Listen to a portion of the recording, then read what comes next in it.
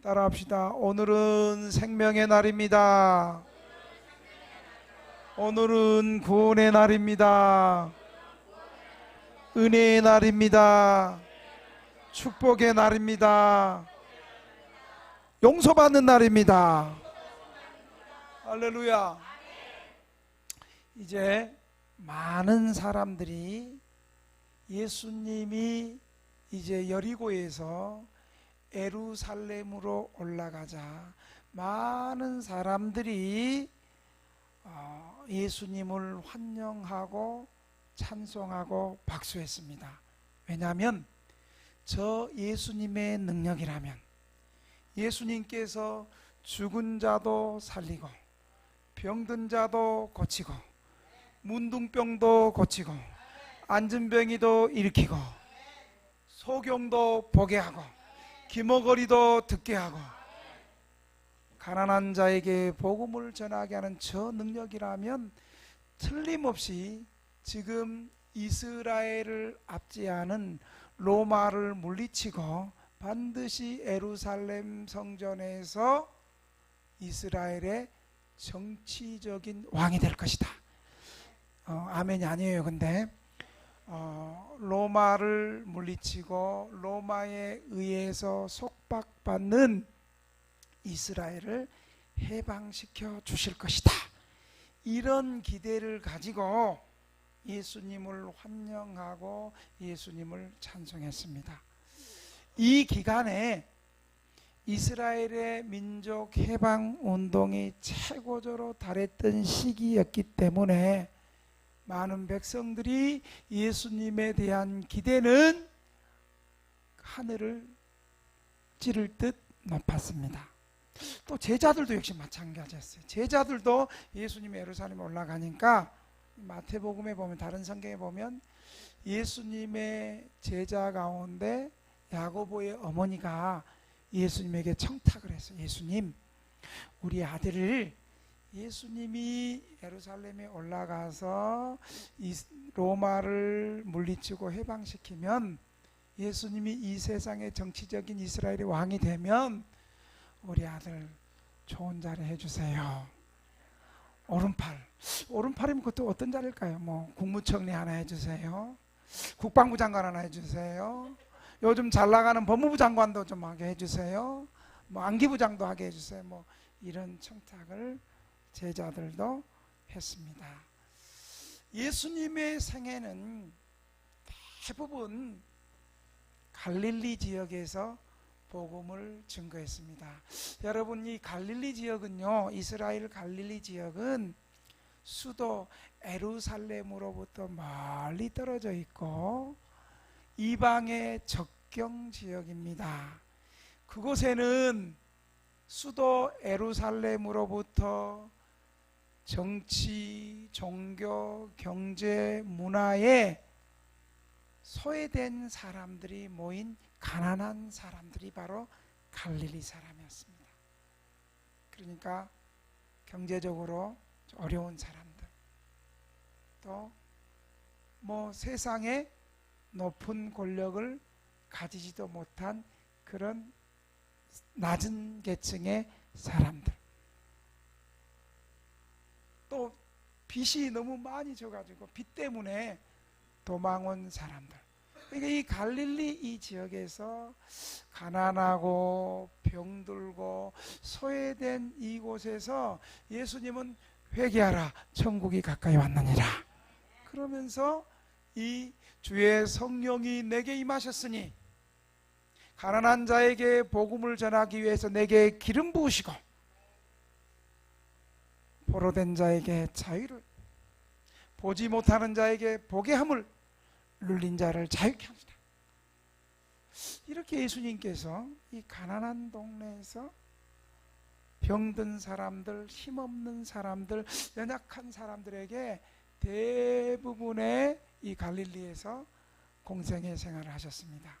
그런데 이제 이 갈릴리를 떠나서 여리고를 거쳐서 어디로 올라가요? 예루살렘으로 올라가요. 여러분, 예루살렘에 뭐가 있어요? 뭐니 해도 예루살렘에는 성전이 있어요. 수도 예루살렘 성전. 예루살렘은 신본주의 국가잖아요. 여호와 하나님을 섬기는 나라잖아요. 이방 모든 나라와 구별되는 예루살렘 성전이 있어요. 유대는 성전 중심의 국가고 성전 중심의 사회였어요. 예루살렘에 성전이 있고 이 성전을 중심으로 해서 사내들은 70인의 의회 회원들이 있고 성전을 중심으로 해서 정치, 경제, 외교, 문화가 다 모이는 성전에 올라가셨습니다. 그래서 많은 사람들이 이제 예루살렘 성전을 탈환시키고 로마를 물리치고 그 예수님의 능력으로 진짜 이스라엘 왕이 되나 보다, 그런 기대 가운데 있었어요. 예수님이 여리고를 떠나 감람산 동편 기슭에 위치한 벳바게와 베다니에 도착한 예수님께서는 두 제자들에게 이런 명령을 내립니다. 너희들 저 맞은편에 가서 한 번도 사람이 타지 않은 나귀 새끼를 가져오라. 어떤 나귀 새끼요? 한 번도 사람이 타지 않은 새가, 헌거 말고 새가 갖고 하는 거예요. 그 이유는 예수님의 거룩한 목적을 위하여 사용되기 때문에 한 번도 사용하지 않은 짐승이어야 했습니다.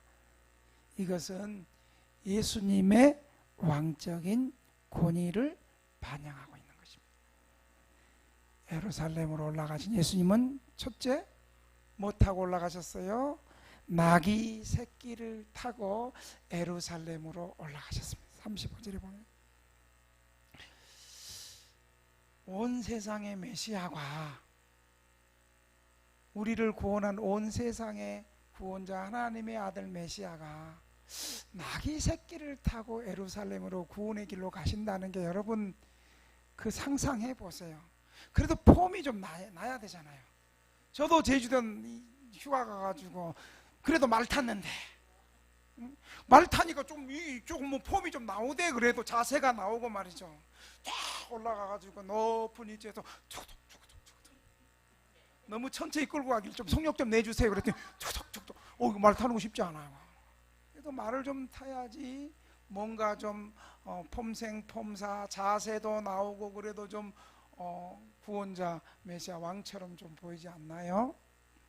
삼국지의 조조도 전장에 나가서 웅장한 힘 100마를 타고 나갔는데 우리 주님은 나귀 새끼를 타셨습니다. 왜 그랬을까요? 말이 없어서 그랬을까요? 아니에요. 예수님께서 나귀 새끼를 타신 이유는 성경의, 구약 성경의 예언대로 하나님 말씀하시면 그대로 성취되는 것처럼 구약 성경의 예언을 성취하기 위해서 나귀 새끼를 타셨어요. 무슨 말이냐면 구약에서 메시아가 오실 건데 메시아가 나귀 새끼를 타실 것이다. 그러면 구약에 예언한 그 메시아가 지금 바로 여기서 성취되었다. 아멘. 이사야 62장 11절에 보면 이렇게 말하고 있습니다. 여호와께서 땅끝까지 반포하시되 너희는 땅 시온에 이르러 보라, 내 구원이 임하였느니라. 여기 시온은 예루살렘 남동쪽에 위치한 산성으로서 다윗이 빼앗았던 다윗성이라고 취하는 곳인데 이것이 예루살렘의 별칭으로 사용되었습니다. 예수님이 나귀 타고 오시는 것을 스가랴 9장 9절에서 예언하는데 스가랴 9장 9절이 이렇게 말하고 있어요. 시온에 따라 크게 기뻐할지어다, 예루살렘에 따라 즐거이 부를지어다.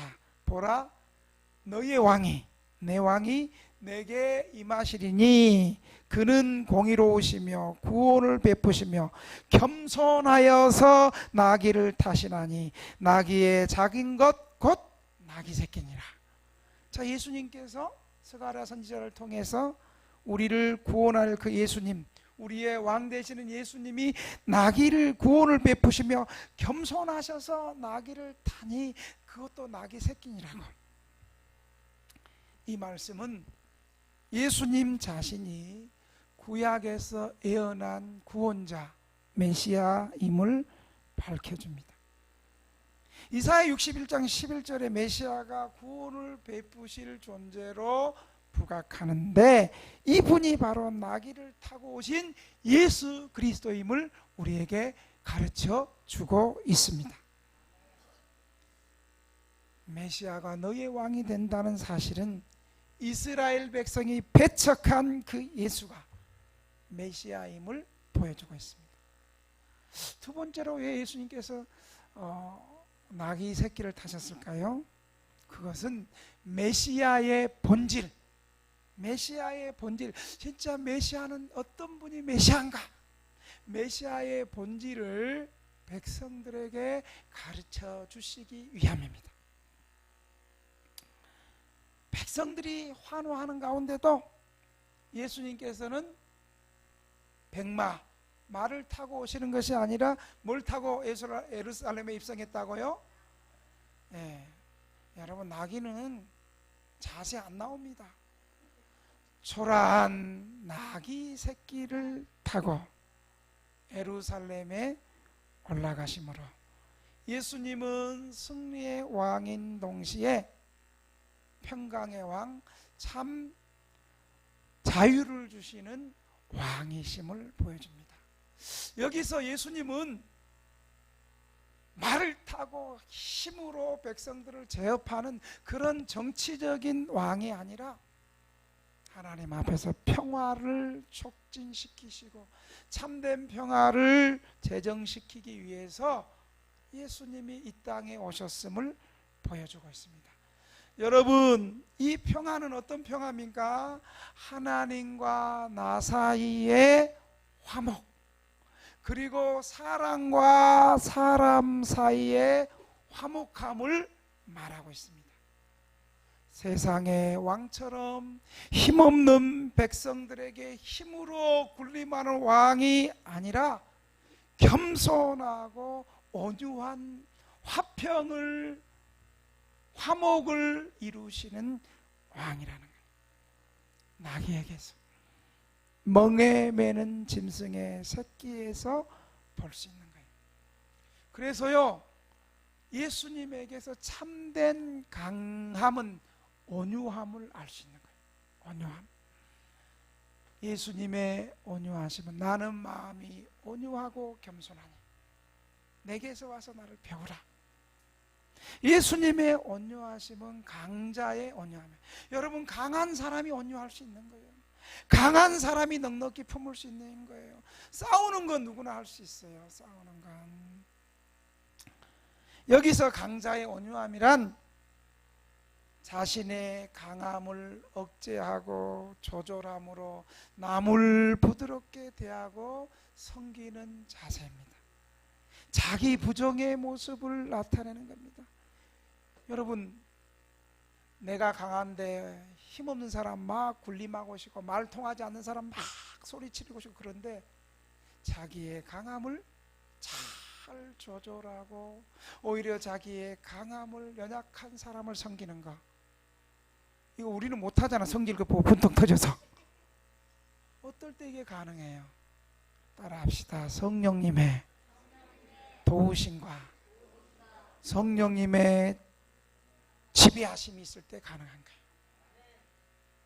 그래서 여러분, 우리는 늘 성령 충만 받기를 위해서 기도해야 되고, 늘 성령 충만 받기 위해서 말씀 가까이 해야 되고, 늘 성령 충만 받기 위해서 이렇게 예배의 자리에 나와야 된다는 사실을 믿으시기 바랍니다.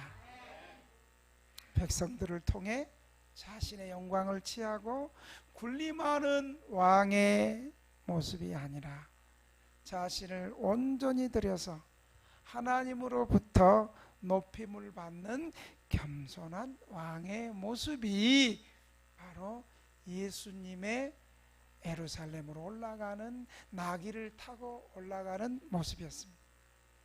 의자 하나 빼드리세요. 두 번째로 예루살렘에 올라가시는 예수님은 이 백성들의 태도를 보면 36절에 39절에 보면 이 예수님께서 예루살렘에 올라가는 이 사건을 너무나 중요하기 때문에 마태복음에도 기록하고 있고 누가복음에도 기록하고 오늘 본문에도 기록하고 있고 요한복음에도 기록을 하고 있어요. 그런데 마태복음에 보면 예수님이 예루살렘 성전에 올라갈 때 많은 사람들이 종려나무 가지를 흔들었다 그래요. 종려나무 가지, 나무를 베어서. 여러분, 종려나무 가지를 흔들고 그리고 호산나 찬양했다. 호산나, 호산나, 호산나 써서 원컨대 나를 구원해 주옵소서. 호산나. 종려나무는 승리의 상징이었어. 그리고 자신들의 겉옷을 폈어. 이 겉옷을 폈다는 것은 그 오시는 왕을 축하한다는 거예요. 이 모습은 군왕의 왕의 입성식 때 축하하는 백성들 당시의 풍속이었습니다. 앞에서도 왕을 원컨대 구원합시다. 앞에서도 호산나를 외치고 뒤에서도 호산나를 외치는 행진들이 예수님 앞뒤에서 그 행진을 무리를 이루었습니다. 이 말은 호산나를 외쳤다는 것은요, 정치적인 메시아로 입성할 때, 이야, 저 예수님의 능력이라면 죽은 자도 살리고 문둥병도 고치고 앉은 병이도 일으키고 그 다음에 기머거리도 듣게 하고 그리고 보지 못하는 소경도 눈뜨게 하고 아멘 안 하는 사람도 아멘 하게 하고 강사 째려보는 것들도 강사 안 째려보게 하고, 이거 정말 진짜 저 능력이라면 이 이스라엘을, 우리 압제받는 이스라엘 로마에서 해방시켜 주리라. 그러면서 예수님을 찬양하고 박수치고 외쳤어요. 여러분, 이 메시아의 모습이 그들이 생각하는 메시아의 모습이 아니에요. 백성들은 예수님의 구원 사역의 본질은 깨닫지 못하고 예수님을 그저 경제 문제 해결해 주고 빵 풍성히 먹게 하고 가난의 문제 해결해 주고 세금 문제 해결해 주는 정치적인 메시아로 착각하다가 지금은 호산나를 외치고 있지만 자기의 필요와 이 예수님의 모습이 맞지 않고 십자가에서 대신 구속해 주니까 저 예수 십자가 못 박아 죽이라, 저 능력으로 우리를 로마에서 압제하는 로마를 물리치지 않고 우리의 현실 문제 해결하지 못하는 것은 우리의 참된 왕이 되지 못한다, 저 예수를 십자가에 못 박아라. 이렇게 자신의 기대와 요구가 예수님의 구속의 사역과 맞지 않으니까 지금은 환영하고 지금은 찬양하지만 자신의 기대와 필요와 맞지 않으니까 지금 환영하는 저 백성들이 결국은 예수를 십자가에 매달아라고 외치는 사람으로 변했다는 사실을 여러분 아십니까? 결국에는 예수님을 죽이는데 앞장서는 어리석은 백성들이고 악한 백성이었습니다. 여러분, 2000년 전에 그들만 그랬습니까? 그들의 모습 속에서 우리 모습은 없습니까? 우리의 마음과 뜻에 맞을 경우에는 예수님을 따르다가 내 마음과 생각이 다를 때는 여지없이 예수님을 욕하고 교회를 떠나고 나아가는 어리석고 탐욕스러운 백성입니다. 그래서 어떻게 보면 평신도는 편의 신앙생활에 마음에 한번 내 교회 떠나겠습니다. 갈 교회도 많아. 그렇게 우리는 갈 데가 없어. 개척했으니까 이 개척교회 월세 내야 되고 끝까지 우리는 빠져나갈 길이 없어. 할렐루야. 이 할렐루야를 해야 되는지 안 해야 되는지 모르겠어. 사랑하는 등대교 성도 여러분, 혹시 이 백성들의 모습이 저와 여러분의 모습은 아닌가요? 이 백성들은 참된 생명과 참된 진리와 구원이나 영생에는 관심이 없고 현재 당면한 자신의 경제적인 문제, 돈의 문제, 수급자 돼야 되는데 어떻게 하면 수급자가 될까? 질병 치유 문제 해결만을 요구하는 이기적인 모습은 아닌가요? 혹시 우리의 모습이 아닌가요? 말로는 사람들 앞에서 주님을 따른다고 하면서 조금만 섭섭하고 서운하면 박차고 예수님을 떠나보려는 가룟 유다 같은 모습이 저와 여러분에게는 없는가요? 오늘 본문에는 마태, 마가, 요한복음과 달리 오늘 본문의 백성들 태도와 제자들의 태도는요, 다만 제자들이 자기가 가지고 있는 옷으로 예수님을 환영했다고 36절은 말하고 있습니다. 36절에 그것을 예수께로 끌고 와서 자기들의 겉옷을 나귀 새끼 위에 걸쳐놓고 예수를 태우니 가실 때에 그들이 자기의 겉옷을 길에 펴더라. 예수님의 제자들이 자기의 겉옷을 예수님 나귀에 깔고 그리고 길에다 자기의 겉옷을 깔았다고 말하고 있는. 왜 그랬을까요? 제자들은 예수님 따라다니라고 자기의 재물을 다 내려놓고 가정도 내려놓고 예수님 따라다니다가 남은 건 자기 옷밖에 없는 거예요. 자기의 유일한 재물을 예수님 나귀 위에 깔았고 길 위에 깔았어요. 여러분, 이것은요, 예수님께서 누가복음을 통해서 하나님 나라를 믿는 사람들이 재물을 어떻게 사용해야 될 것을 그대로 제자들이 실천하고 있는 거예요. 그리고 잘 보면 누가복음을 제외한 나머지 복음서들은 많은 백성들이 예수님을 찬양하고 호산나를 외치지만 오늘 본문에서는요 37절에 보니까 그 백성들이 아니에요. 많은 제자들의 무리가 예수님을 나와서 기뻐하며 하나님을 찬양하는 거예요. 어떤 무리요? 그냥 일반 백성들이 무리가 아니에요. 예수님을 그동안 믿고 따라왔던 수많은 제자들입니다.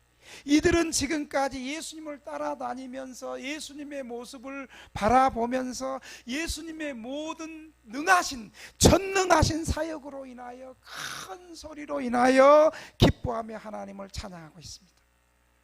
많은 무리의 제자들은 예수님이 예루살렘 입성해서 예수님께서 지금까지 해오신 능하신 구원사역의 절정의 이름을 보고 있었던 것입니다. 여러분 37절에 어떻게 말하는 줄 아세요? 37절 이미 감람산 내리막길에 가까이 오심에 제자의 온 무리가 자기들의 본바 능하신 일로 인하여 기뻐하며 큰 소리로 하나님을 찬양.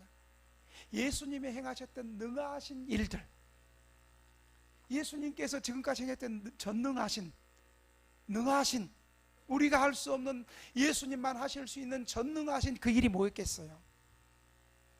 회개하라, 하나님 나라를 가까이 하나님 나라의 복음을 선포하는 일이었고, 복음 선포하다 보니까 가난하고 병들고 귀신 들린 사람이 있으니까 그 귀신을 예수님께서 예수 이름으로 쫓아주셨고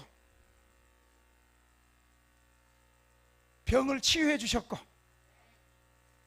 그리고 무엇보다 죄인들을 영접해 주셨어요. 그러면서 예수님께서 지지난주 설교 가운데 인자가 온 것은 잃어버린 자를 찾아 구원하기 위함이라. 당시에 세상 사람들하고 너는 가난해서 안 돼, 너는 율법 모르니까 안 돼, 너는 돈 없어서 안 돼, 너는 빚만 져서 안 돼, 너는 죄인이니까 안 돼, 너는 창기니까 안 돼, 이렇게 해서 다 유대교에게, 세상 당시 사람들에게 버림받고 갈 곳 잃어버린 사람들을 오히려 예수님은 인자가 온 것은 잃어버린 죄인들을 찾아 구원하러 왔노라. 이것이 전능하신 그 사역을 인하여 많은 사람들이, 제자들이 쫓아온 거예요. 그리고 오늘 본문에는 보니까 호산나 찬양 대신에 누가복음 2장 14절에 언급된 천사들의 찬양과 비슷한 찬양을 38절에 해요.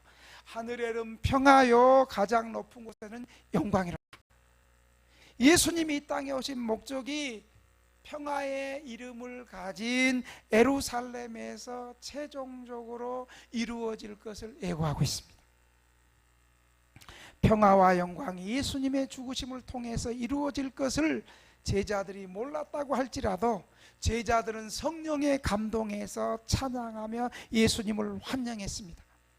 그들은 평화의 왕으로 나귀를 타고 예루살렘에 입성하신 겸손하신 예수님으로 말미암아 예루살렘의 평화와 영광이 나타날 것을 보았던 것입니다.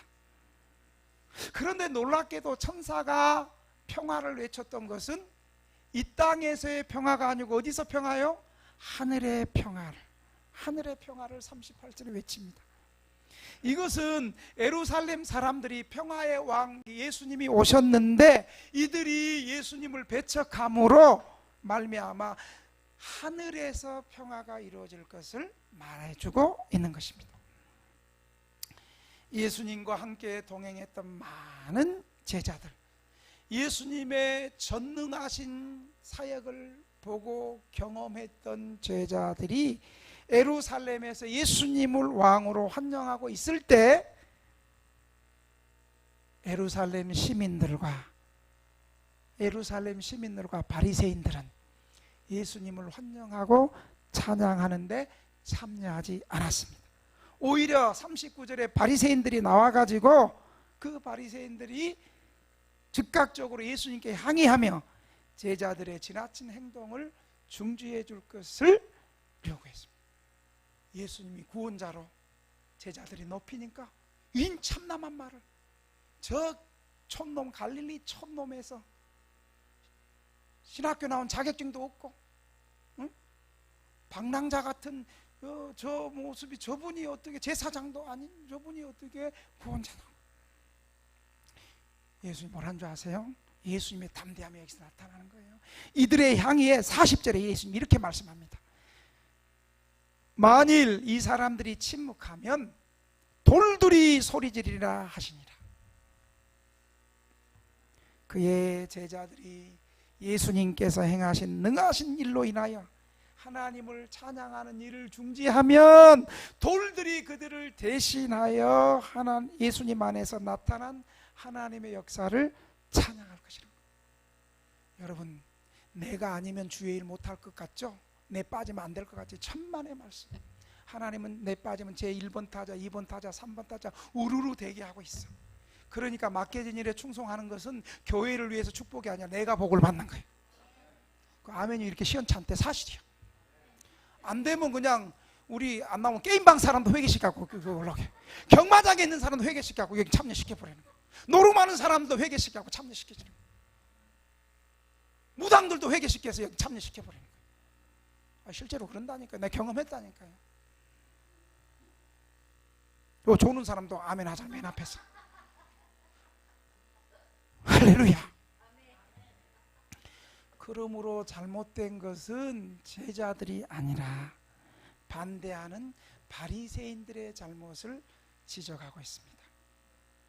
마지막으로 왕의 모습이 41절에 나옵니다. 제가 41절부터는 안 읽었는데 41절에 보니까요, 예수님이 가까이 오사 성을 보시며 우시고, 예수님은 메시아의 본질을 알지 못하고 제자들처럼 함께 예수님을 찬양하지 못하는 백성들의 모습을 보면서 예수님은 슬퍼하시며 울고 계십니다. 자신을 배반하고 도리어 죽이려는 백성들을 향해서 예수님 눈물을 흘립니다. 예수님은 그를 영접하지도 환영하지도 않는 예루살렘 성을 보시면서 우십니다. 평화에 관한 일을 알지 못하고 공고받는 날을 알지 못한 저들을 보고 우십니다. 예수님은 저들은 영적인 무지를 보시고 우십니다. 회개와 평화의 복음을 전하지만 모른 척하는 결국 멸망당할 예루살렘을 보고 우십니다. 예수님은 자신들에게 임한 은혜에 대한 무지를 안타까워하시면서 눈물을 흘리십니다. 예수님 어리석은 백성들이 멸망해서 죄되는 줄 알고 교만하게 자신의 길을 고집하는 어리석은 백성들의 모습에 탄식합니다. 예수님은 메시아를 앞에 두고도 몰라 하는 영적 소경의 모습을 보면서 아파하십니다. 예수님은 하나님의 아들의 간절한 사랑을 거역하는 저들을 보시며 마음이 아파 우십니다. 사랑하는 등대교회 성도 여러분, 이 시간에도 어쩌면 예수님은 우리의 모습을 보시고 안타까워하시며 탄식하며 눈물을 흘리시는지도 모르겠습니다. 왜요? 매일 예배 속에서 예수님을 만나지 못하고 마음 문을 닫고 있는 우리의 모습에 예수님은 눈물을 흘리시는지도 모르겠습니다. 예수님은 매일의 삶 속에서 주님을 기억하지 못하고 도리어 주님을 거부하는 우리의 모습에 예수님은 눈물을 흘리십니다. 예수님은 매일 예배를 드리지만 주님을 만나지 못하고 돌아가는 사람들의 발길에 안타까워하시며 눈물을 흘리고 계십니다. 예수님은 심지어 지금 환호하는 민중들이 곧 변하여 자신을 못 박을 것을 요구하는 사람들이 될 것조차 다 보고 계시면서 눈물을 흘리십니다. 그러나 그들을 원망하거나 저주하지 않고 또 하나 모습으로, 그럼에도 불구하고 끝까지 예루살렘에 우리의 구원을 위해서 입성하시는 예수님을 바라보시기 바랍니다. 이 예수님의 모습에 우리는 쉽게 분노하고 절망하고 억울해하고 서운해하는 우리의 연약함을 회개하고 끝까지 주님을 따라가는 우리 응대교회 성도들이 다 되시기를 주님의 이름으로 축원합니다.